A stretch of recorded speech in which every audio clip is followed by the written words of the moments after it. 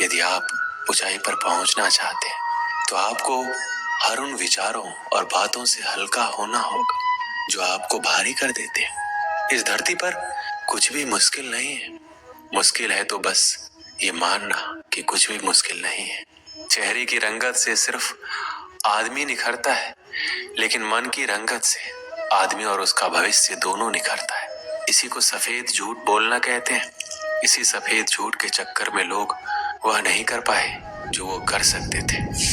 हमेशा इस बात को याद रखिएगा कि जीवन की सबसे बड़ी खुशी उस काम को करने में है जिसे आपका दिल करने के लिए इजाजत दे, वरना उस काम को हाथ मत लगाइएगा जिसे आपका दिल करना ही ना चाहे। अगर आपसे कोई कहे कि ये काम तुमसे नहीं हो सकता, तो उसका सीधा सीधा यही मतलब होता है कि इस काम को तुम्हारे सिवाय कोई और नहीं कर सकता। अगर आप किसी के एहसान तले नहीं रहना चाहते हैं तो आप दिल और दिमाग से इतने मजबूत बनिए कि आपको कोई भी किसी तरह मुसीबत में ना ला सके। आप डटकर खड़े रहें तब तक जब तक मुसीबत टल ना जाए। खुद पर भरोसा और आत्मविश्वास बनाए रखिए। सारी कठिनाइयां अवसर में बदल जाएगी। क्या आपने कभी इस बात पर गौर किया है कि अवसर कठिन परिस्थितियों में जन्म लेती है? अगर आप और आपके आसपास के लोग बहुत सुखी हैं तो वहां क्या कोई अवसर पैदा होगा? नहीं ना। तो आज से आप ये मान लीजिए कि हमारे और कठिनाइयों के बीच जो जंग होता है, इसी बीच कठिनाई के गर्भ से अवसर पैदा होता है। यदि आपको इस बात से कोई फर्क नहीं पड़ता कि लोग आपके बारे में क्या सोचते हैं, तो लोगों को इस बात से भी फर्क नहीं पड़ता कि आप क्या करते हैं। इससे फर्क नहीं पड़ता कि आपके चेहरे की रंगत क्या है। फर्क तो इस बात से पड़ता है कि आपकी सोच की रंगत क्या है। आप समय ना होने का बहाना नहीं कर सकते, क्योंकि आपको भी तो वही 24 घंटे मिलते हैं, उतना ही जितना सफल और महान लोगों को मिलता है। समय का पहिया ये नहीं कहता कि धीरे चलो या तेज चलो। समय का पहिया कहता है मेरे साथ चलो और सफल बनो। यदि एक बार समय चला गया और आपने उसका सही उपयोग नहीं किया, तो समझ लीजिए उसको बाद में बड़े अफसोस के साथ ये कहना पड़ेगा कि काश मैंने उस समय को बर्बाद ना किया होता तो आज मैं कुछ होता। यदि एक बार समय चला जाता है तो फिर अफसोस के अलावा और कुछ बाकी नहीं रहता। समय आपकी जिंदगी का सबसे कीमती तोहफा है जो ईश्वर ने सभी को समान रूप से दिया है। अब यह आपके ऊपर है कि आप उसका उपयोग कैसे करते हैं। ध्यान देने वाली बात यह है कि समय का हर पल आपके लिए एक अवसर है और इस अवसर का फायदा उठाकर आप कुछ भी अच्छा हासिल कर सकते हैं। यदि आप हर पल का सही उपयोग कर पाते हैं तो आपको सफलता की ऊंचाइयों को छूने से कोई नहीं रोक सकता। यदि आप नदी की तरह बहते हुए समय का उपयोग नहीं कर पाए तो एक समय ऐसा आएगा जब आपको ना चाहकर भी कहना पड़ेगा कि काश मैं उस समय वो काम कर लिया होता, काश मैं अपने जीवन के प्रति उस समय सचेत होता। कहीं आपके जीवन में ऐसा तो नहीं हो रहा? कहीं आपके जीवन के समय रूपी खेत की लहराती फसल को कोई चिड़िया तो नहीं चुग रही? अगर ऐसा है तो उस चिड़ियों को तुरंत उड़ा दीजिए और बचा लीजिए अपने फसल को, बचा लीजिए अपने खुशी भरे जीवन को, वरना एक ही वाक्य आप जीवन भर दोहराते रहेंगे कि काश मैंने उस समय ये कर लिया होता। जीवन का हर पल एक अवसर है और इस अवसर को कभी भी हाथ से जाने नहीं देना चाहिए। जीवन के हर पल को उससे जुड़े प्रत्येक कार्य को पूरे मन के साथ करना चाहिए।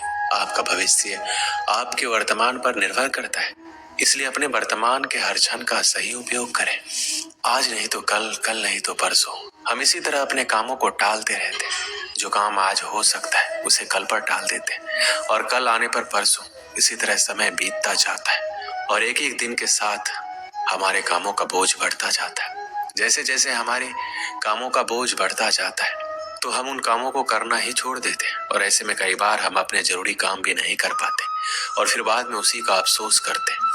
अपने आलस को अपनी जिंदगी से दूर रखें और उस काम को आज ही निपटा लें, कल पर ना छोड़ें। एक समय की बात है, एक राजा एक दिन अपने राज्य के भ्रमण पर निकलता है।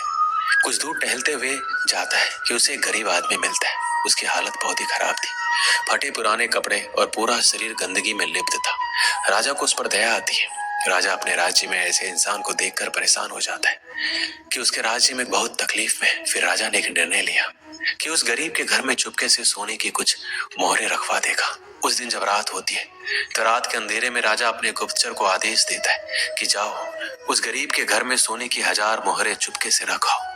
और साथ ही में एक पत्र राजा देता है जिस पर लिखा होता है, मैं तुम्हारे राज्य का राजा हूँ, ये सोने की मोहरें तुम्हारे लिए है। राजा पत्र इसलिए रखवाता है गरीब आदमी इतने सोने के मोहरे देखकर परेशान ना हो जाए। गुप्तचर सोने की मोहरे और राजा का पत्र उस गरीब के घर में चुपके से रख आता है। अब राजा मन ही मन खुश था, उसके राज्य में कोई भी गरीब नहीं है। कुछ दिन बीतता है। एक दिन अचानक से राजा को उस गरीब की याद आती है तो राजा अपने गुप्तचर से उस गरीब का हालचाल पता करने को कहता है। कुछ समय बाद गुप्तचर वापस आता है और राजा को बताता है कि वह आदमी अब इस दुनिया में नहीं रहा, वो मर चुका है। राजा को यह सुनकर बहुत बुरा लगा। राजा ने उसके मरने का कारण पूछा तो गुप्तचर ने बोला कि महाराज वह गरीब आदमी कुछ दिन पहले बहुत खुश था, सबसे मिलता था, बातें करता था, उसके अंदर काफी बदलाव आ गया था। लोगों ने बताया कि वह अपने साथ एक पोटली लेकर घूमता रहता था, किसी को पोटली के बारे में कुछ नहीं बताता था, किसी को हाथ तक लगाने नहीं देता था। लेकिन महाराज पास के राज्य में एक दिन किसी काम से गया था तो उसकी वह पोटली कुछ लुटेरों ने चुरा ली, जिसके बाद वह बहुत बेचैन रहने लगा, पागलों की तरह बातें करने लगा। लोगों ने बताया कि उसकी हालत पहले से भी खराब हो गई थी।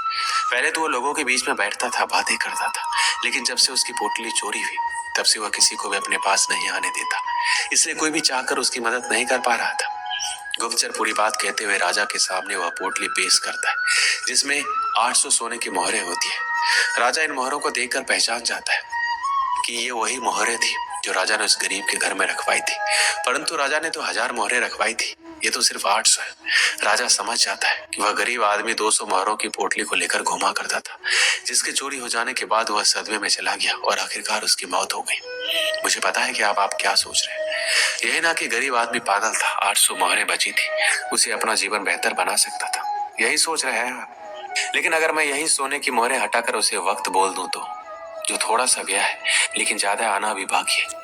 मैं इस कहानी के माध्यम से आपको यही समझाना चाहता था, जो खराब हो चुका है उसके बारे में सोचकर खुद को बर्बाद मत करो, जो बचा है उसे संवार लो। आशा करते हैं कि आप अपनी जिंदगी एक दिन जरूर संवार लेंगे।